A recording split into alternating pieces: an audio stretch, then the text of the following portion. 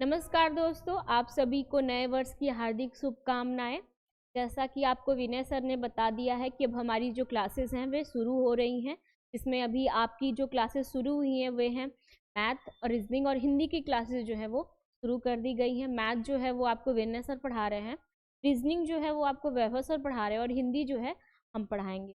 हिंदी का आज ये दूसरा क्लास है। पहला क्लास हमने कल लिया था, जिसमें हम आपको CUET के पहले सिलेबस समझाए, के बाद एग्ज़ाम के पैटर्न के हिसाब से हम लोगों ने टॉपिक बनाए थे, उन्हें बताया।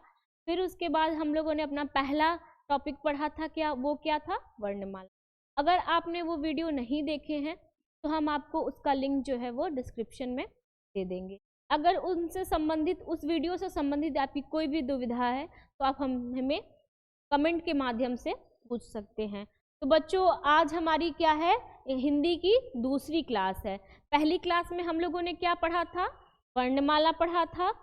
वर्णमाला में क्या पढ़ा था, वर्ण क्या होते हैं, वर्ण के भेद कितने हैं।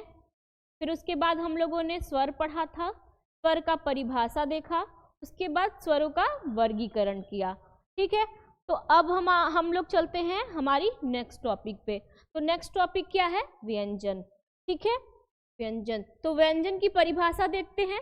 व्यंजन की परिभाषा क्या है, स्वर की सहायता से बोले जाने वाले वर्ण क्या कहलाते हैं, व्यंजन कहलाते हैं। किसकी सहायता से, स्वर की सहायता से। वहीं हम लोगों ने स्वर में क्या पढ़ा था, जो स्वर है वो स्वतंत्र रूप से बोले जाते हैं, लेकिन व्यंजन क्या है, किसकी सहायता से बोला जाता है, स्वरों की सहायता से। ठीक है, अब यहाँ पे हम लोग ये एग्जाम्पल ले लेते हैं, क। ठीक है, ये हम लोग ले लिए, क क्या है, हमारा व्यंजन है। अब बोलिए क।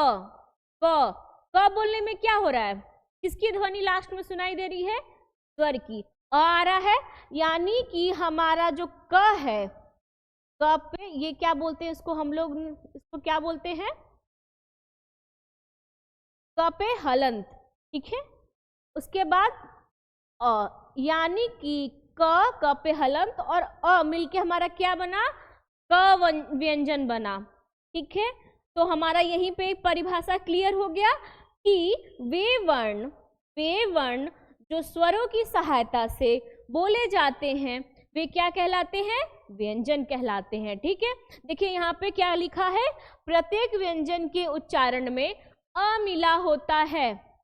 क्लियर हुआ, यानी कि व्यंजन के जो भी वर्ण हैं उनको आप उच्चारित करेंगे तो क्या मिला होता है, उसमें अ जो है वो मिला होता है। आप लोगों ने छोटे क्लास में क ख ग घ अंग पढ़ा होगा, तो आप उसको उच्चारित करके देखिए, अ का जो ध्वनि है वो निकल रही है कि नहीं, अ मिला हुआ है कि नहीं व्यंजन में। ठीक है, इससे आपका क्लियर हो जाएगा। कुछ भी रटिए नहीं, सब आप प्रैक्टिकल करके देखिए, खुद से बोल के देखिए कि ये चीजें अगर लिखी हैं तो क्या ये वास्तव में हो रही हैं। ठीक, अब आगे चलते हैं। परंपरागत रूप से व्यंजनों की कुल संख्या कितनी है, 33 मानी जाती है। कितनी मानी जाती है, 33 मानी जाती है। अब आपसे क्वेश्चन में पूछ दिया कि हिंदी वर्णमाला में व्यंजनों की कितनी संख्या होती है, या कुल व्यंजनों की कितनी संख्या होती है, तो कितनी होती है, 33 होती है।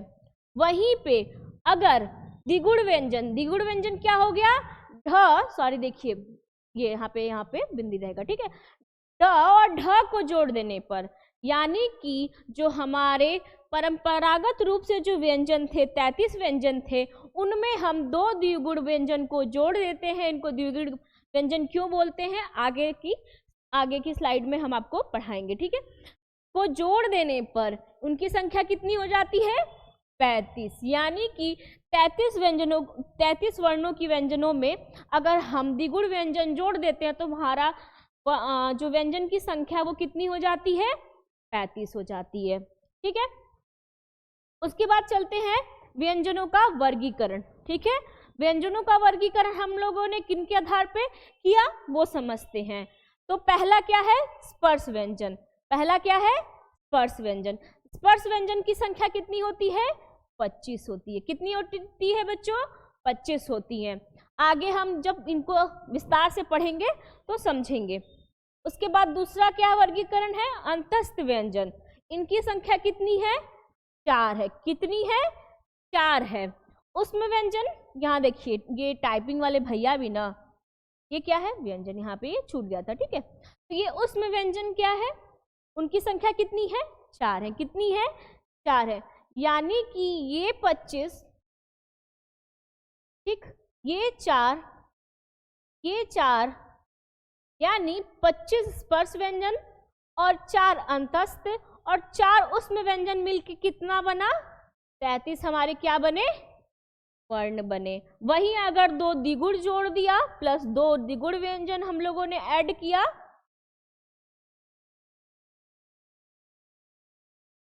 तो द्विगुण व्यंजन जोड़ने पे हमारे व्यंजनों की संख्या कितनी हुई? 35। क्लियर हुआ कि ये 33 और 35 कहाँ से आया? ओके, अब आगे चलते हैं। अब देखते हैं कि स्पर्श व्यंजन क्या होते हैं। पहले इसका अर्थ समझते हैं। स्पर्श मतलब छूना, ठीक है। जब हम लोग बोल रहे हैं, हम लोग कोई वर्ण जो है वो कहाँ से उच्चारित कर रहे हैं? बोल के कर रहे हैं। तो जो हमारा स्पर्श हो रहा है बोलने में, मुंह का जो जीभ है या होठ है, क्या स्पर्श हो रहा है, किसका प्रयोग किया जा रहा है, उसके आधार पे हम लोगों ने क्या किया? व्यंजन को वर्गीकृत किया। अब देखिए, हम लोगों ने क ख ग पढ़ा है? नहीं पढ़ा तो चलिए फिर से पढ़ते हैं, क्योंकि नर्सरी की चीज़ें जो है वो अब आप लोग भूल चुके होंगे। तो आज हम लोग चलते हैं अपने नर्सरी की क्लास में। हम लोग नर्सरी में पढ़ते थे ना, क ख ग घ अंग। देखिए बच्चों, ये क्या है? व्यंजन है, लेकिन अगर हम लोग इसको उच्चारित कर रहे हैं तो जो हमारा स्वर अ है, जो स्वर अ है वो क्या है? मिला हुआ है। इससे क्लियर हो रहा है? देखिए, क ख ग घ अंग, च छ ज झ इय, इनको भी बोलने में क्या हो रहा है? अ जो है वो, अ स्वर जो है वो मिला हुआ है। वही ट ठ ड ढ और, ठीक है। वहीं पे बोलिए इसको, त थ द ध ध न प फ ब भ म। ये क्या हुए? हमारे स्पर्श व्यंजन। अब इनको वर्गों में विभाजित किया गया है। वर्गों में कैसे विभाजित किया गया है? आपके घर में मुखिया कौन होता है? पापा होते हैं या दादाजी होते हैं? तो जो हमारे पापा होते हैं उन्हीं के नाम से हमको जाना जाता है। हमारे घर का जो मुखिया होता है उसी के नाम से हमको जाना जाता है। यानी कि जो क वाला घर है, यानी कि ये जो घर है वो, इसका मुखिया कौन है? क है, ठीक है। इसका मुखिया कौन है? क है। तो ये सारे वर्ग, मतलब ये एक वर्ग हो गया, एक ये वर्ग हो गया, एक ये वर्ग, ये और ये वर्ग हुआ। यानी कि इस वर्ग में मुखिया कौन है? क है। तो बाकी सारे जो इसके वर्ग में जो वर्ण हैं उनको किस नाम से जाना जाएगा? क वर्ग से। किस नाम से? क वर्ग से जाना जाएगा। क वर्ग में कौन कौन से वर्ण आते हैं? क ख ग घ अंग। क्लियर? वैसे ही च वर्ग, च वर्ग में मुखिया कौन है आपका?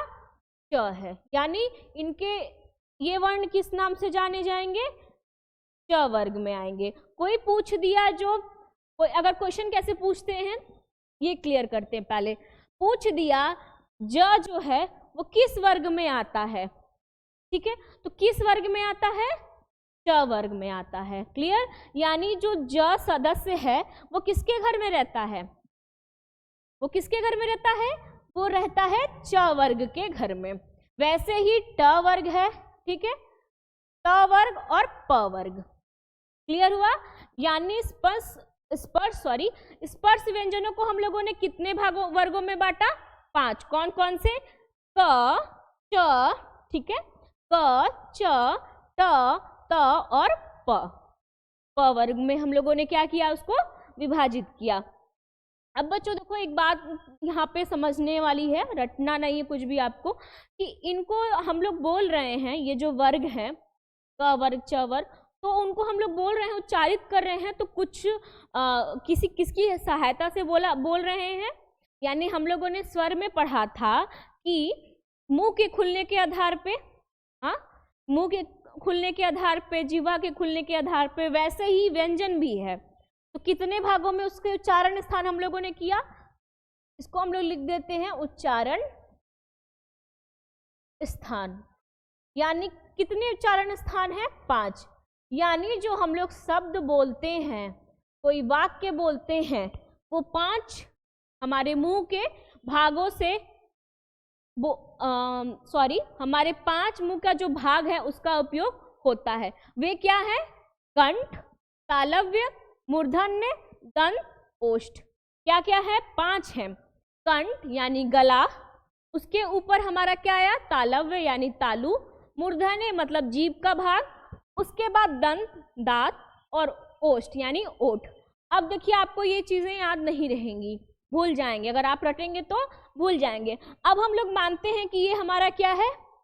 मुंह है, ठीक है। सबसे पहले हम लोगों ने क्या पढ़ा था? कंठ, यानी ये वाला जो हिस्सा है ये क्या कहलाया? कंठ, ठीक है। इसको हम लोगों ने क्या बोला?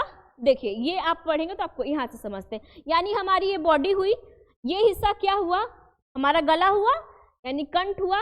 ये जो बीच का हिस्सा है, गैप है, ये क्या हुआ? तालव्य हुआ। ये हिस्सा क्या कहलाया? हमारा मूर्धन्य यानी जीभ वाला भाग, ये क्या कहलाया? दंत, और ये क्या कहलाया? ओष्ठ। यानी इसको हम लोग कैसे पढ़ेंगे? कंठ, तालव्य, मूर्धन्य, दंत, ओष्ठ। क्लियर हुआ? फिर से क्लियर करते हैं। कंठ, तालव्य, बीच वाला भाग तालव्य, ये ऊपर उठा हुआ भाग मूर्धन्य, दंत, ओष्ठ। ये क्लियर हो गया आपका। अब अगर आपको पूछता है कि कंठ में कंठ से कौन से वर्ण जो है वो उच्चारित होते हैं, तो अब आप याद करोगे क वर्ग में कुछ नहीं, क्लियर है। कितने वर्ग आते? एक वर्ग में कितने वर्ण है? 5 है। 3 ये, 2 ये, और 5 हमारे क्या है? बोलने के क्रम है। आप ऐसे याद कर सकते हैं, इसको आप रख सकते हैं क, ख, ग, घ, अंग, ये भी 5, और बोलने का जो प्रोसेस है, प्रयोग है, वो भी 5 है। तो आपको सिंपली क्या करना है? इसको याद रखना है कि ये क्या था? हमारा कंठ था, ये तालव्य था, ये मूर्धन्य था, और ये क्या था? दंत, और ये ओष्ठ, ठीक है। अब हम लोग वर्ग को रखते हैं। कैसे रखेंगे? क, ख, ग, घ, अंग। क्लियर? वहीं च देख के च वर्ग रखिए, च, छ, ज, झ, इया। क्लियर हुआ? वैसे ही ट वर्ग रख के देखिए, ट वर्ग रख के देखिए, ट वर्ग रखिए, और प वर्ग। आपको इससे क्लियर हो जाएगा। अब एग्जाम में क्वेश्चन कैसे पूछते हैं? प वर्ग जो है, प वर्ग का उच्चारण स्थान क्या है? अब आप जाओगे, सोचोगे, कुछ नहीं सोचना है। प क्या है? अपने घर का मुखिया है, यानी ये पहले आएगा। यानी वो किससे बोला गया है? ओठ से। यानी इस कौन सा व्यंजन हुआ? कौन सा उच्चारण स्थान? प का क्या हुआ? ओष्ठ हुआ। क्लियर हुआ? नहीं क्लियर हुआ ना? फिर से समझते हैं। तो उच्चारण स्थान मतलब क्या हुआ कि हम लोग जो बोल रहे हैं उनमें हम लोग किसकी सहायता से उस वर्ड को उच्चारित कर रहे हैं। तो कितनी? 5, ठीक है। याद कर लीजिए क्या है? कंठ, तालव्य, मूर्धन्य, दंत, ओष्ठ। क्लियर? और स्पर्श व्यंजन को हम लोगों ने कितने वर्ग में बांटा था? 5, और प्रत्येक वर्ग में कितने वर्ण हैं? 5 हैं, ठीक है। तो ऐसे रख सकते हैं हम लोग ना, क, ख, ग, घ, अंग, च, छ, ज, झ, इया, ट, ठ, ड, ढ, अड़, त, थ, ध, न, त, थ, द, ध, न, प, फ, ब, भ, म। क्लियर हुआ? ठीक है। अब खुद से इसको प्रैक्टिस करिए, चीजें जो हैं वो आसान हो जाएंगी। देखिए बच्चों, ये तो बात रही व्यंजन की। कुछ स्वर भी जो हैं पूछे जाते हैं कि कंठ्य कौन से वर्ण, एग्जाम्पल दे दिया कि, एक मिनट, हाँ, अगर एग्जाम्पल दे दिया कि जो ऊ है, ठीक है, ये ऊ क्या है? स्वर है। ऊ वर्ण का उच्चारण स्थान क्या है? उच्चारण स्थान क्या है? ये ऐसे क्वेश्चंस आपको एग्जाम में, ठीक है। और पहला क्या दे दिया ऑप्शन? कंठ, ठीक। दूसरा दे दिया मूर्धन्य, ठीक, तीसरा दे दिया आपका तालव्य, और चौथा क्या दे दिया, ओष्ठ। क्या दे दिया चौथा। अब बच्चों देखो, आपको रटना नहीं है, ये क्या है, कौन सा स्वर है, ऊ है। कौन सा स्वर है, ऊ है। ऊ बोल के देखिए क्या प्रयोग हो रहा है, ऊ। ऊ बोलने पे क्या हो रहा है, हमारा होठ जो है, होठ को प्रयोग में लाया जा रहा है, यानी जो ऊ वर्ण का उच्चारण स्थान है वो क्या होगा, ओष्ठ होगा, यानी ये चौथा ऑप्शन आपका सही होगा। क्लियर हुआ। ऐसे ही चलिए हम लोग देखते हैं कंठ में कौन से स्वर आते हैं। ठीक है, यहाँ पे हम लोग यही चीज कर लेते हैं, यहाँ पे एक यहीं पे समझ लेते हैं, आपको आसानी रहेगी। ठीक है, कंठ में कौन से स्वर आते हैं, बोल के देखिए, अ आ, यानी अ और आ का जो उच्चारण स्थान है वो कहाँ से हो रहा है, कंठ से। तो हमारा कंठ में कौन से स्वर आएंगे, अ और आ। क्लियर हुआ। ठीक है, क्वेश्चन में पूछ देगा जैसे कि कंठ से कौन कौन से वर्ण उच्चारित होते हैं, तो आपका क वर्ग के सभी वर्ण, ठीक है, वही स्वर में अ और आ। क्लियर। अब चलते हैं हम लोग तालव्य में। स्वर जो हैं वो कौन कौन से स्वर हैं, बोल के देखिए, अ आ ई। क्या है, अ आ ई, यानी कि जो हमारा कंठ है ये तो क्लियर हो गया, और आ है। तालव्य क्या है, ई, यानी ई बोलने में, ई और ई बोलने में हमारा जो तालु है वो प्रयोग में लाया जा रहा है, यानी तालव्यों में कौन से स्वर आए, ई और ई। क्लियर। वही मूर्धन्य हम लोगों ने क्या पढ़ा था, मूर्धन्य क्या होता है, जिसमें हमारा जीभ जो है वो हल्का मुड़े। तो अ से स्वर बोल के देखिए कौन से वर्ण है स्वर में जो मूर्धन्य में आएंगे, आ बिल्कुल नहीं आएगा। क्यों, क्योंकि वो कंठ, उसका उच्चारण स्थान क्या है, कंठ है। ई भी नहीं आएगा। ऊ बोलने में किसका प्रयोग हो रहा है, ओठ का, यानी ओष्ठ में कौन से स्वर आएंगे, ऊ और ऊ। क्लियर हुआ। ठीक, ये भी नहीं होगा।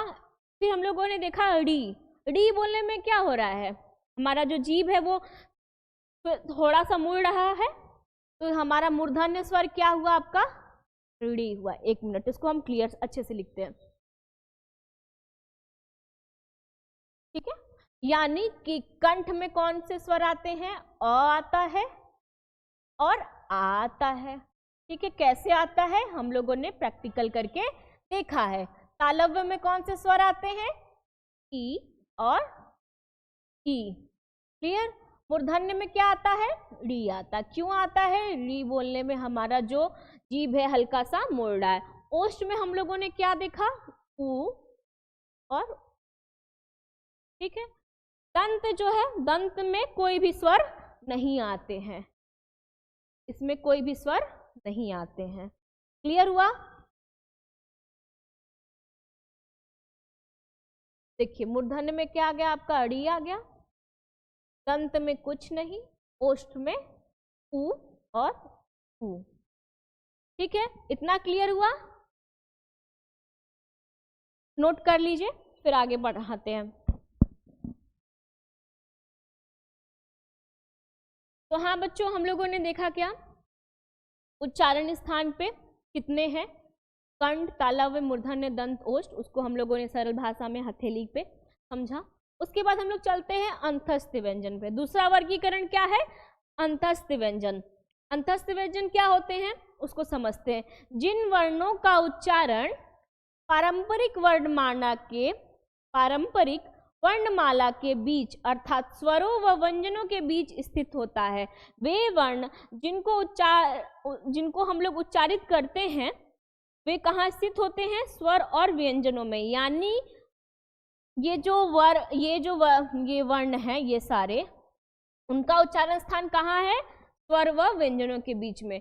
अब देखते हैं अंतस्थ व्यंजन में कौन कौन से वर्ण आते हैं। तो य आता है, र आता है, ल आता है और व आता है। क्लियर हुआ। अंतस्थ व्यंजन में कितने अंतस्थ व्यंजनों की संख्या कितनी होती है? 4 होती है, जो हम लोगों ने आगे पढ़ा। वे कौन कौन से वर्ण हैं? य, र, ल, व। क्लियर। क्यों? क्योंकि यहाँ पे देखिए ये तो म तक था, यहाँ की जो 2 है य, र, ल, व, वो हमारा क्या हुआ? अंतस्थ व्यंजन हुआ। क्लियर। अब देखते हैं उनका उच्चारण स्थान क्या है। य, य, य मतलब तालव्य। य बोलिए तो क्या हो रहा है? जीभ जो है वो मेरा ऊपर टच कर रहा है, ये क्या हो गया आपका? तालव्य। ठीक है। इसको हम लोग क्या बोलते हैं? अर्धस्वर भी बोलते हैं, य को अर्धस्वर भी बोलते हैं। वहीं पर र क्या हम लोग बोल रहे तो क्या हो रहा है? र, यानी हमारा मसूड़ा और दांत जो है वो प्रयोग में लाया जा रहा है, इसलिए इसको हम लोग क्या बोलते हैं? वत्सर्य व्यंजन। इसको किस स्थान में हम लोग रखते हैं?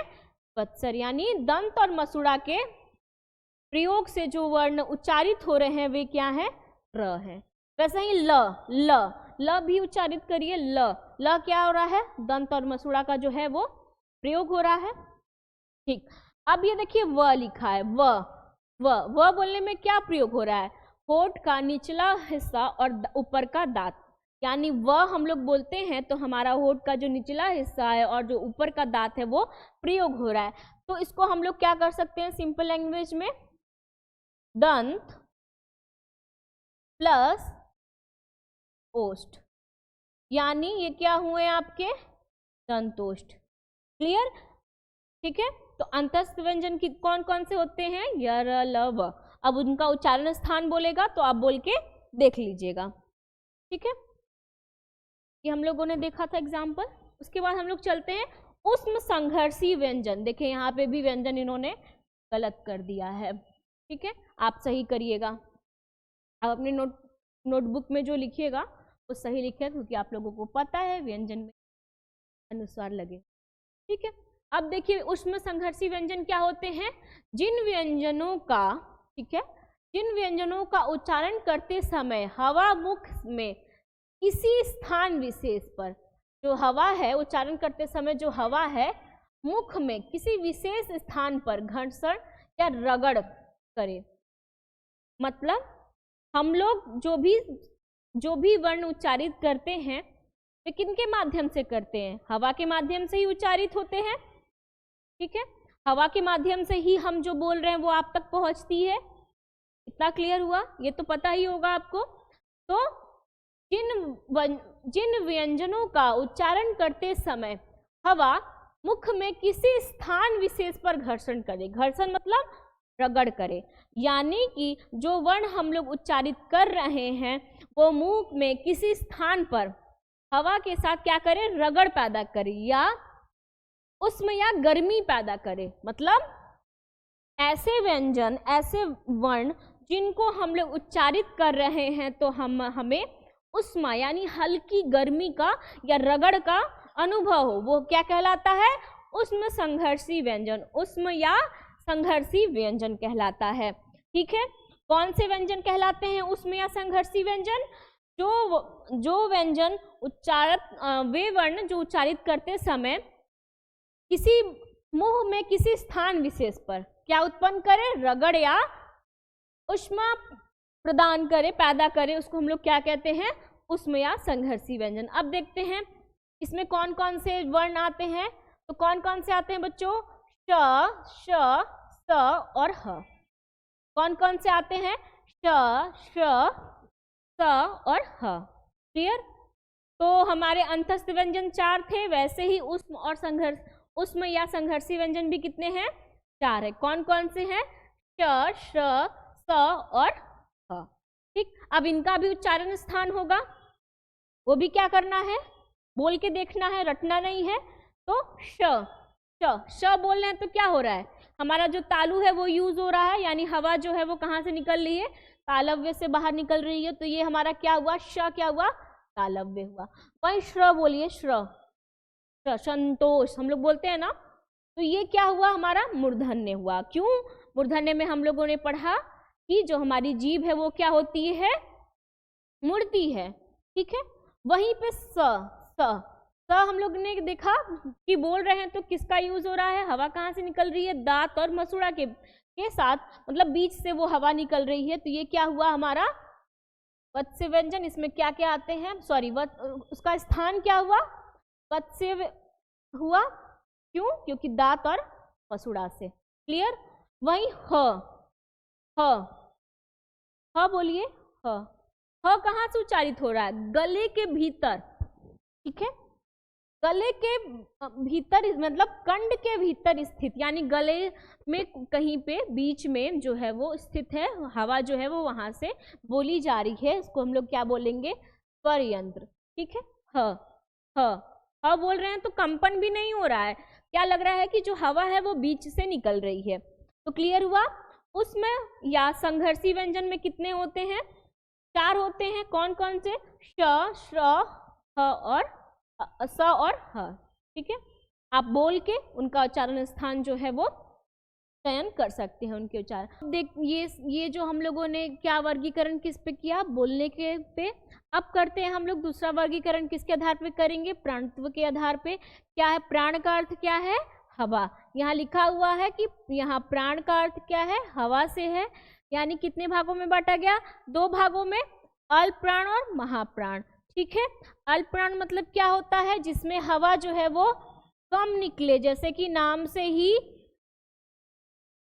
ही समझ आ रहा है, अल्प यानी कम हवा, ठीक है। और यहाँ पे क्या लिखा है, महाप्राण, महा मतलब अधिक, प्राण मतलब हवा, ठीक है। क्या हुआ, अधिक हवा, क्लियर हुआ।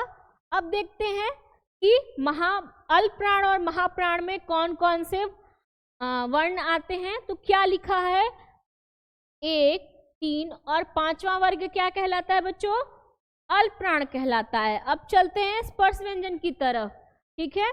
तो स्पर्श व्यंजन की तरफ चलते हैं, 1 मिनट इनको क्लियर करते तब आपको क्लियर समझ में आएगा। स्पर्श व्यंजन की तरफ चलते हैं, जहां हम लोगों ने देखा कि क्या बोला है, पहला, तीसरा और 5वां, यानी कि ये भाग आप ले लीजिए, ये हो गया पहला, ठीक है, ये भाग ले लीजिए, ये क्या हुआ, तीसरा, ये क्या भाग हुआ, 5वां, यानी कि पहला, तीसरा और 5वां हमारा क्या हुआ, अल्प प्राण हुआ, ठीक है। यहाँ लिखा है ना, पहला, तीसरा, 5वां वर्ग, ठीक। फिर उसके बाद क्या है, अंतस्थ व्यंजन। अंतस्थ व्यंजन यानी य, र, ल, व, श, य, र, ल, व, ठीक है। अंतस्थ व्यंजन क्या था, सॉरी ये था ना, य, र, ल, व, ठीक है। तो अल्प प्राण में क्या क्या चीजें आती हैं, वर्ग का पहला, तीसरा, 5वां वर्ण, अंतस्थ व्यंजन और सभी स्वर, जो स्वर हैं वो किस में आते हैं, अल्प प्राण में आते हैं, ठीक है। वही महाप्राण क्या होगा आपका, 2 और 4 वर्ग, यानी स्पर्श व्यंजन का दूसरा और चौथा वर्ग, यानी ये और ये क्या हुए आपके, महाप्राण हुए, ठीक है। महाप्राण में क्या क्या आता है, दूसरा, चौथा वर्ग और उष्म व्यंजन यानी च, स और ह, क्लियर हुआ। अल्प प्राण क्लियर हुआ, महाप्राण क्लियर हुआ।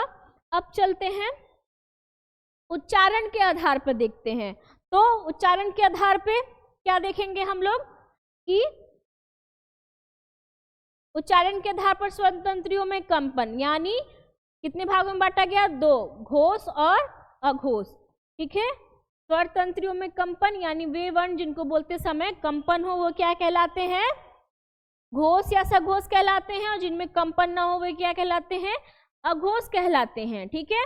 इसमें कौन सा वर्ग आया, तीसरा, चौथा, 5वां। फिर चलते हैं स्पर्श व्यंजन के पास, तीसरा, चौथा, 5वां क्या है, ये तीसरा, ये चौथा और ये क्या है, 5वां वर्ग, यानी ये क्या हुए हमारे, घोष या सघोष हुए, ठीक है।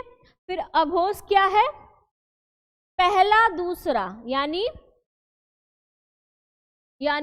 ये पहला और दूसरा, ये क्या हुए हमारे, अघोष हुए, ठीक है। तो सघोष में क्या क्या आएगा? वर्ग का तीसरा, चौथा, पांचवा, अंतस्य व्यंजन और सभी स्वर और ह क्या है हमारा? ऊष्म व्यंजन है ना। ऊष्म व्यंजन का केवल ह जो है वो हमारा घोष या सघोष होगा। और अघोष क्या है?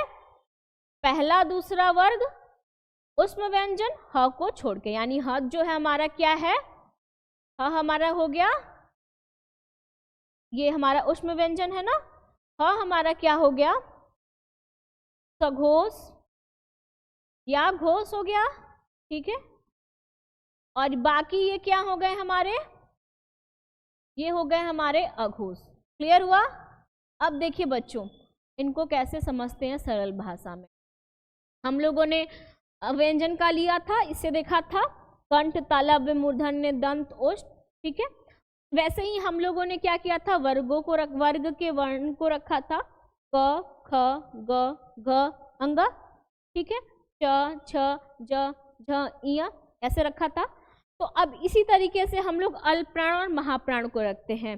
पहले क्या लेंगे हम लोग? अल्पप्राण, महाप्राण, अल्पप्राण, महाप्राण और अल्पप्राण। क्लियर हुआ? क्या है? पहले अल्पप्राण, फिर दूसरा महाप्राण, तीसरा क्या है? अल्पप्राण, चौथा क्या है? महाप्राण और पांचवा क्या है?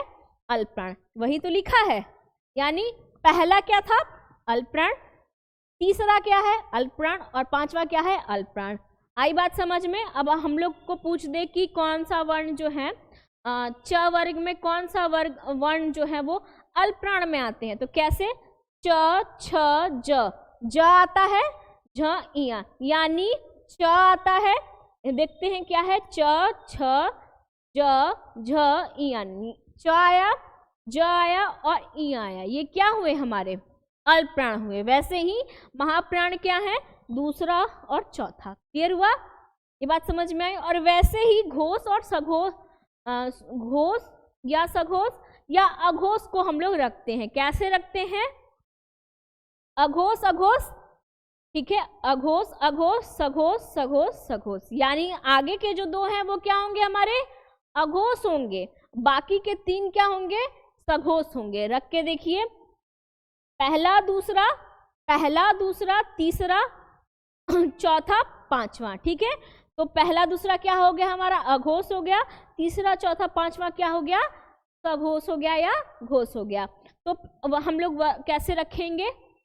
क, ख, ग, घ, अंग, यानी पहला दूसरा, यानी क ख क्या हुआ हमारा? क ख क्या हुआ? अघोष हुआ। वहीं ग, घ, अंग क्या हुआ? घोष या सघोष। क्यों? क्योंकि तीसरा चौथा वर्ग क्या हुआ हमारा? अघोष हुआ। ठीक है बच्चों, तो बच्चों आज के लिए इतना ही, समय काफ़ी हो गया है। बाकी चीज़ें हम नेक्स्ट क्लास में कवर करेंगे और उसके साथ ही हम लोग एक बार रिवाइज कर लेंगे सारी चीज़ें और फिर उसके अकॉर्डिंग हम लोग उसमें क्वेश्चन सॉल्व करेंगे। ठीक है, इतनी सारी चीज़ें जो हैं आप लोगों ने जो भी पढ़ी, जो भी चीज़ें आपको नहीं समझ में आई हैं इन सब में, ठीक है, आप मुझे कमेंट के माध्यम से बता सकते हैं। आशा करती हूँ कि आपको ये सारी चीज़ें जो मैंने आपको पढ़ाई व्यंजन से संबंधित वो आपको समझ में आए हैं। अगर आपको समझ में आया तो आप इसको लाइक करें और अपने दोस्तों के साथ शेयर करें। आपका दिन